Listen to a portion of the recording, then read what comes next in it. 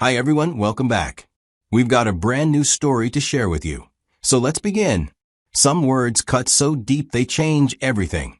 And sometimes the most devastating truths come from the people we love most. My name is Theo, and this is the story of how one brutal comment from my wife revealed the transactional nature of our marriage and led me to something none of us saw coming. I'm 31 years old and work as a manager for a mid-sized company in Charlotte, North Carolina. It's demanding work, and I'm often the first one in the office and the last one to leave. But the job pays well, which has allowed me to provide a comfortable lifestyle for my wife, Ashley, and myself. Ashley is 29, and she used to work as an elementary school teacher before we got married 4 years ago. The plan was always for her to transition to being a full-time homemaker once we started having children. She loved working with kids, talked constantly about wanting to be a mother, and we both agreed that having one parent home would be best for our future family. Unfortunately, life didn't cooperate with our plans. Ashley got pregnant twice during our second year of marriage, and both times we lost the baby in the first trimester. The emotional toll was devastating for both of us, but especially for Ashley. After the second miscarriage, she told me she couldn't handle trying again, that the stress and heartbreak were too much for her mental health. I completely understood and supported her decision. Losing those pregnancies was heartbreaking for me, too, and I could see how much the process was affecting Ashley's emotional well-being. We agreed that children weren't in our immediate future, and that was okay. Many couples live fulfilling lives without kids, and I was committed to building that kind of life with her if it comes to that.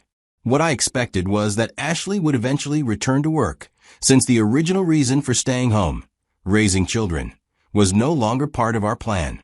But months turned into a year, and Ashley showed no interest in finding employment.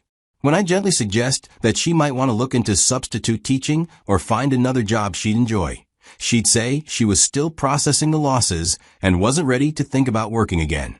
I didn't want to pressure her during what was clearly a difficult emotional period, so I continued carrying all our financial responsibilities.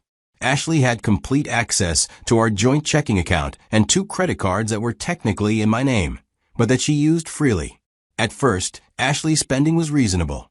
She'd buy groceries, occasionally shop for clothes, and maybe have lunch with friends. But over time, her purchases became more expensive and frequent.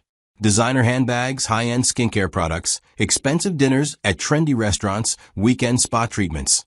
The kind of lifestyle choices that made sense if both partners were contributing financially, but felt excessive when only one person was working. I tried not to be resentful. Ashley had been through trauma with the pregnancy losses, and if buying nice things helped her feel better, I could absorb the extra expense. My salary was sufficient to cover our needs and reasonable wants. I told myself that marriage meant supporting each other through difficult times, and this was just my way of caring for someone I loved. But the spending kept escalating. The shopping trips became frequent. Monthly spa treatments became regular. Ashley started buying expensive home decor items, premium organic groceries, and clothing from boutiques rather than department stores. She developed expensive tastes in everything from wine to skincare to fitness classes.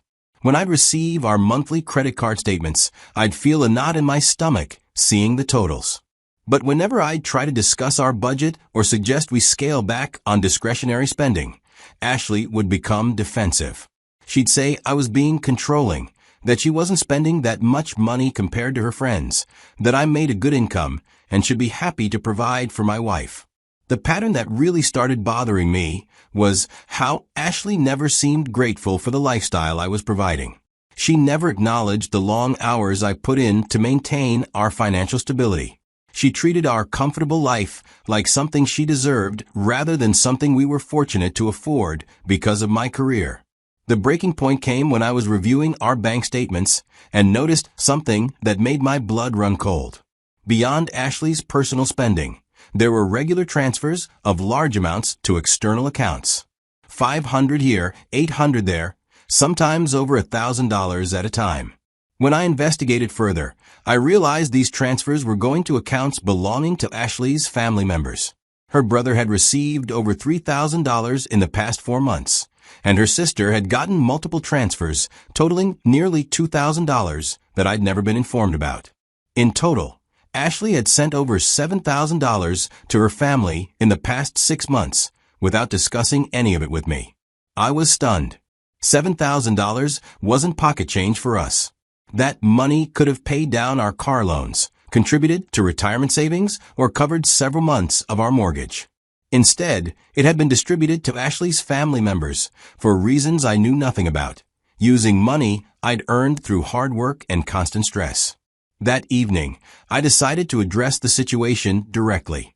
Ashley was in our living room watching television when I sat down with the bank statements spread out on our coffee table. I showed her the transfer history and asked what these payments were for and why she hadn't discussed them with me before sending out such large amounts. Ashley's reaction was immediate defensiveness. She said her family occasionally needed help with expenses, that it was natural for family members to support each other, and that she shouldn't need permission to help people she loved. When I pointed out that $7,000 in 6 months was more than occasional help, she accused me of being selfish and insensitive. The conversation escalated quickly. I tried to explain that I wasn't opposed to helping family in genuine emergencies, but that regularly sending large amounts without discussion felt like a betrayal of our financial partnership. Ashley responded by saying that since I was the only one working, money decisions were ultimately mine to make, but that I shouldn't micromanage every dollar she spent. That comment hit me wrong. I said, "Do you even realize how hard I work to keep us comfortable? You spend like money grows on trees." I wasn't trying to be mean, but I was frustrated that she seemed to take my financial contributions for granted while having no limits on her spending. Ashley's response was like a slap in the face. She said, "Well, that's your job. You're the man. You make the money. What else are you good at?" I stared at her, shocked that she'd reduced my value as a husband to my earning capacity. I asked if she really thought I was only useful for the money I provided, if everything else about me meant nothing compared to my paycheck. Instead of backing down or apologizing, Ashley pushed further. In a moment of complete honesty that she probably immediately regretted, she said, "You're just a paycheck to me. That's it." The room went silent. I didn't yell or argue. I just sat there absorbing the fact that my wife of 4 years had just told me that my only value to her was financial. That everything I thought we'd built together was actually just a comfortable arrangement where I provided money and she provided nothing in return. Ashley seemed to realize immediately that she'd gone too far. She started backtracking, saying she was angry and didn't mean it the way it sounded. But the damage was done. You can't unsay something that brutally honest, especially when it explains so much about how someone really sees you. I went to bed that night without saying another word about the conversation. In the days that followed, Ashley tried to act like everything was normal, chatting about her plans for the next day and asking about my work schedule. I responded politely, but felt completely disconnected from her, like I was talking to a stranger who'd been pretending to care about me for years. The more I thought about our marriage, the more her comment explained everything that had been bothering me. Her lack of gratitude for my financial support made sense if she saw it as something I owed her rather than something I chose to provide. Her resistance to returning to work made sense if she viewed me as a permanent income source rather than a partner. Her escalating spending made sense if she saw my money as hers by right rather than ours by cooperation. Ashley's willingness to send thousands of dollars to family members without discussion made sense if she viewed my paycheck as her personal resource rather than our shared household budget.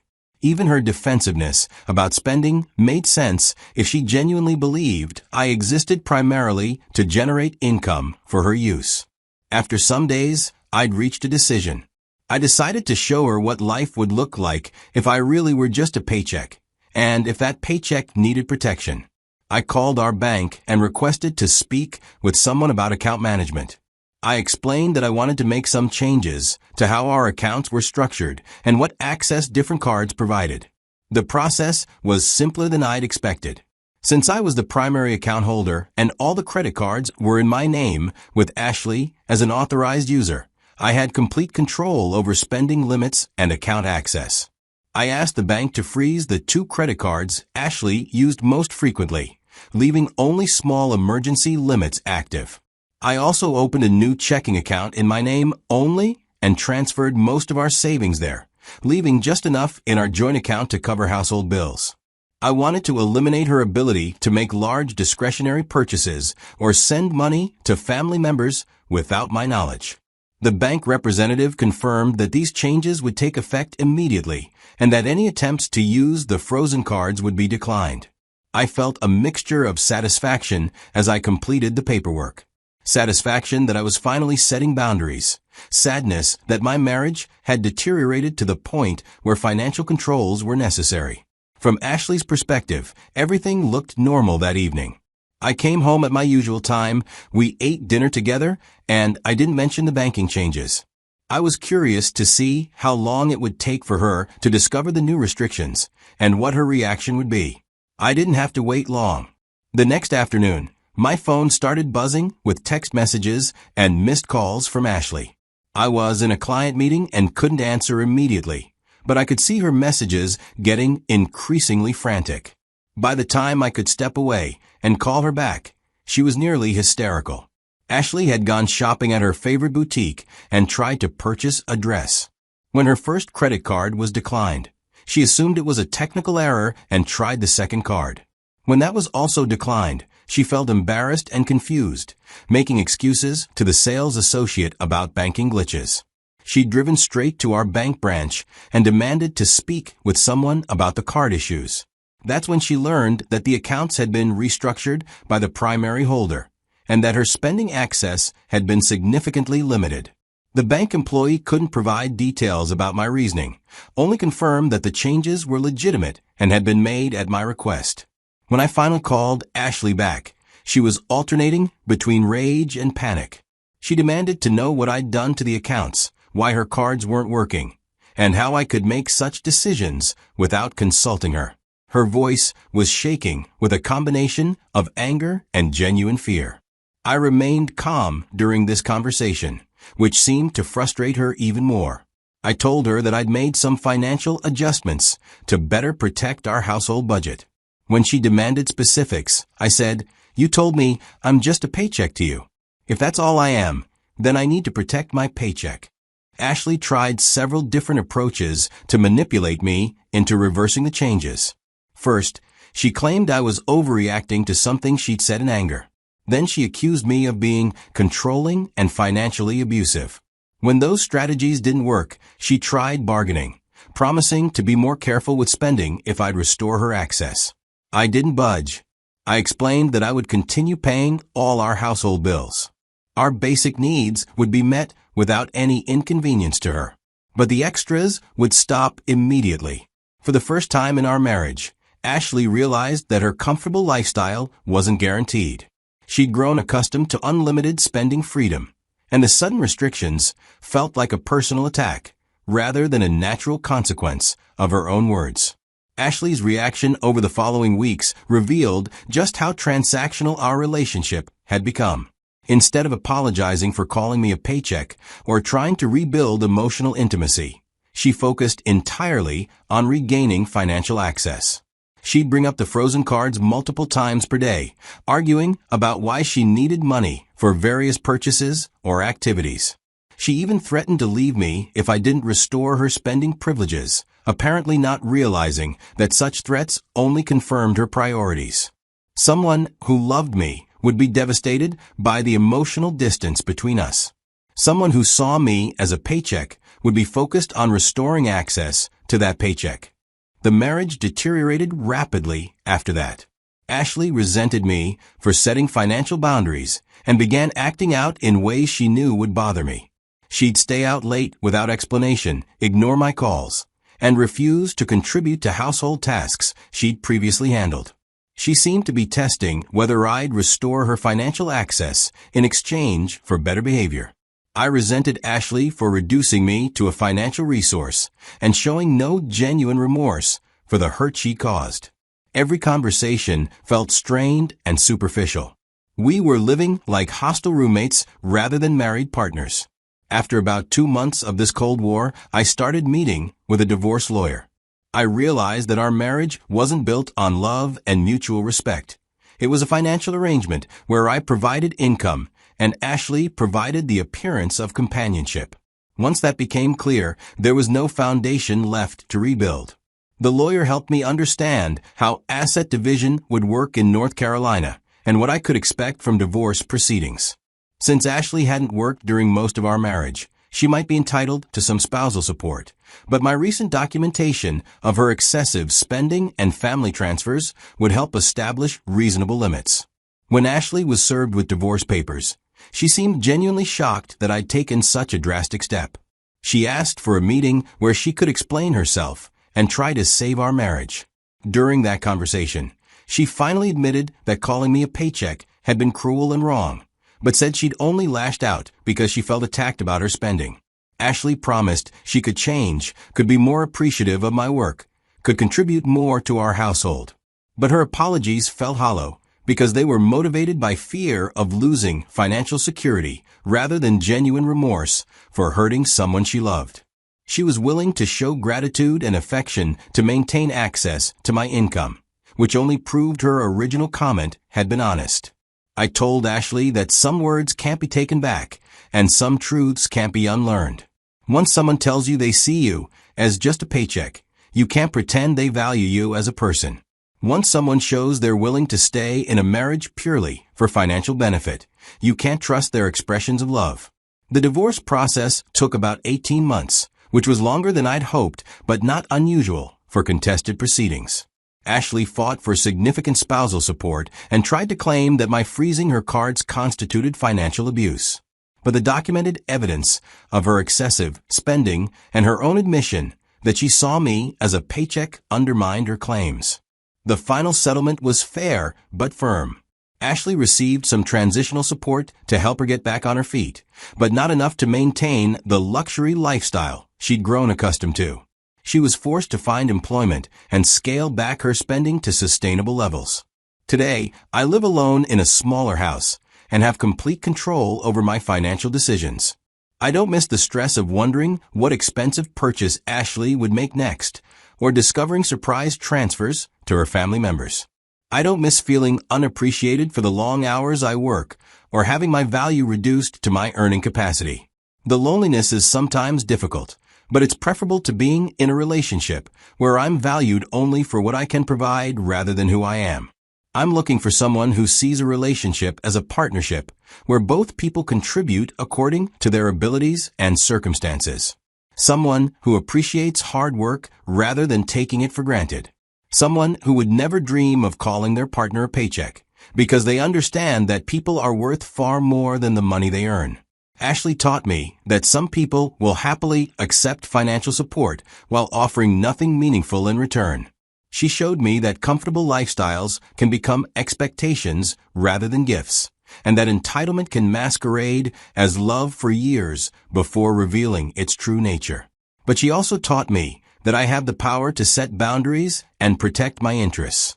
That I don't have to accept being treated as a financial resource rather than a human being.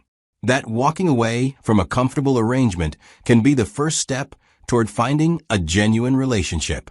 If you're in a relationship where you feel more like a provider than a partner, where your contributions are taken for granted rather than appreciated, where money seems to matter more than connection, pay attention to those feelings. Real love doesn't reduce people to their financial utility. Everyone deserves a partner who values their character, effort, and heart rather than just their earning capacity. Everyone deserves someone who would choose to be with them regardless of financial circumstances. And everyone has the right to protect themselves from relationships that are more about transaction than affection. Sometimes the most honest thing someone can say to you is also the most hurtful. But honesty, even when it's cruel, can also be liberating. It can free you from relationships that were never real and open you up to connections that actually matter. I'm grateful now for Ashley's brutal honesty, even though it ended our marriage. She told me exactly what I meant to her, and I finally listened. Sometimes the truth hurts, but it also sets you free.